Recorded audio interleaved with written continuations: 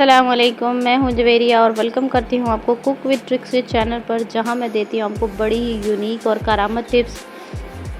और आज की वीडियो भी होने वाली है बहुत ही स्पेशल। ये वीडियो देखने के बाद और ये रेसिपी ट्राई करने के बाद आपके बच्चे बर्गर, पिज़्ज़ा और शवारमा को भूल जाएंगे और आपसे इसी चीज़ की डिमांड करेंगे। तो चलिए स्टार्ट करते हैं। इसको बनाना बहुत ही आसान है। अगर आपके घर में 1 कप मैदा या 1 कप गेहूं का आटा, जो नॉर्मल गंदम का आटा हम घर में इस्तेमाल करते हैं, वो है, और ये नॉर्मल सी सब्जियां हैं, सब्ज़ मिर्च, पुदीना, प्याज और टमाटर, जो हर घर में हर वक्त मौजूद रहती हैं। इन चीज़ों को इस्तेमाल करके आज हम बहुत ही स्पेशल चीज़ बनाने वाले हैं।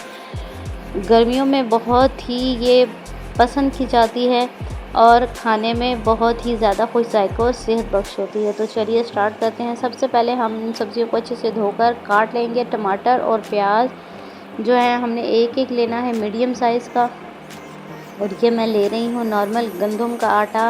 और आपके लिए भी यही प्रेफर करूँगी कि आप नॉर्मल जो घर में गंदम का आटा इस्तेमाल करते हैं वही लें। अगर छानने की ज़रूरत है तो आप उसको छानें, वरना अगर घर की गंदम है तो छाने बगैर इस्तेमाल कर लें। 1 कप मैंने लिया है आटा और उसमें 2 टेबलस्पून डाले हैं मैंने बेसन के। बेसन को भी आप छान लें। और ये पुदीना, हरी मिर्च, प्याज और टमाटर, इनको काट कर हमने साइड पे कर लिया है। साथ में हम डाल रहे हैं इसमें नमक। 1 टीस्पून मैंने भर के डाला है, क्योंकि नमक जाएगा आटे की रेशो से भी और सब्जियों के लिए भी थोड़ा सा हमने डालना है, इसलिए थोड़ा ज़्यादा नमक डाल रही हूँ। और ज़ीरा डाला है मैंने 1/2 टीस्पून और खुश्क धनिया कुटा हुआ डाल रही हूँ 1/2 टीस्पून। आप चाहें तो इसमें 1 चुटकी मीठा सोडा भी शामिल कर सकते हैं। उससे आपके ये जो सब्जियां हैं इससे और भी जल्दी सॉफ्ट हो जाएंगी और आपकी बहुत ही मज़ेदार किस्म की एक चीज़ तैयार होगी, जो आपके घर वालों को, आपके बच्चों को स्पेशली बहुत पसंद आने वाली है। गर्मियों में ख़ास तौर पर हमारी कोशिश होती है कि कम से कम वक्त हम किचन में गुजारें, क्योंकि गर्मी बहुत होती है, और मज़ेदार किस्म के खाने बनाकर अपने घर वालों को दें। और अगर बच्चे तंग कर रहे हों तो फिर तो और ही बंदे के लिए प्रॉब्लम बढ़ जाती है कि कैसे उनके लिए कुछ स्पेशल बनाया जाए। तो आप ये रेसिपी ट्राई कीजिएगा, आपके बच्चों को ज़रूर पसंद आएगी और आपके वक्त की बचत होगी, आपकी मेहनत की बचत होगी। अच्छा जी, इसमें आटे में और बेसन में हमने मसाले डालने के बाद जो सब्जियां हमने बारीक काट कर रखी थी वो हमने शामिल कर दी हैं, और थोड़ा थोड़ा करके इसमें पानी डालना है और इसको हाथों से अच्छी तरह से गूंद लेना है। पानी इसमें हमारा सिर्फ आधा कप जाएगा। 1 कप आटे में आधा कप पानी गया है। आपने बहुत अच्छा से इसको गूंद लेना है और इसको हमने साइड पे कर देना है। ये याद रहे कि आपने इसको थोड़ा सख्त गूंदना है, क्योंकि जैसे जैसे टाइम गुजरेगा सब्जियां पानी छोड़ेंगी। 10 से 15 मिनट का इसको हमने दिया है रेस्ट, और ये देखिए अच्छा खासा सॉफ्ट हो चुका है। अब हमने इसको खुश्क आटे की मदद से पेड़े बना लेने हैं। जितने नॉर्मल साइज़ का हमारा पेड़ा होता है उससे थोड़े छोटे साइज़ में बनाइएगा, क्योंकि इसमें हमने थोड़ा सा, क्योंकि चुटकी भर मीठा सोडा शामिल किया है, तो उससे ये फूल कर नरम हो जाएगी हमारी रोटी। अब ये हमने कलवंजी और तिल जो है 1/2 टीस्पून लेकर इनको मैंने मिक्स करके साइड पे कर लिया है। और इन पेड़ों को आपने खुश्का लगाकर बेलन की मदद से थोड़ा सा पतला कर लेना है। याद रहे कि ये रोटी आपने बहुत ज़्यादा पतली नहीं करनी, हमने इसको तवे पर भी बनाना है और तंदूर पर भी बनाकर, दोनों तरीक़ों से आपको बताऊंगी। बहुत आसानी से बहुत ही मज़े की रोटी बनेगी।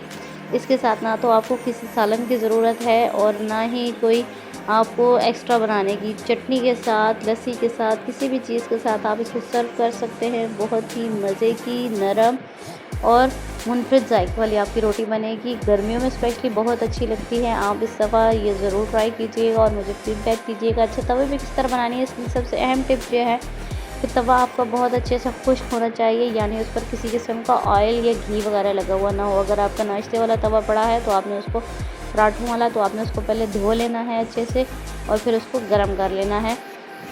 मीडियम आंच पर हमने उसको गर्म करके अब हमने इस पर रोटी रख दी और ऊपर मैंने रख दिया है ढक्कन। ऑप्शन 2 है हमारे पास तंदूर। घर में अगर तंदूर है तो वेल एंड गुड, नहीं तो आप तवे पर भी बना सकते हैं। रिज़ल्ट आपको इंशाल्लाह एक जैसा मिलेगा। ये साथ ही मैं बना रही हूँ तंदूर पर भी रोटी। आपको साइज़ में थोड़ी सी छोटी बनानी होगी, क्योंकि इसमें हमने सोडा शामिल किया हुआ है, तो दरमियानी साइज़ की रोटी बहुत खूबसूरत लगती है।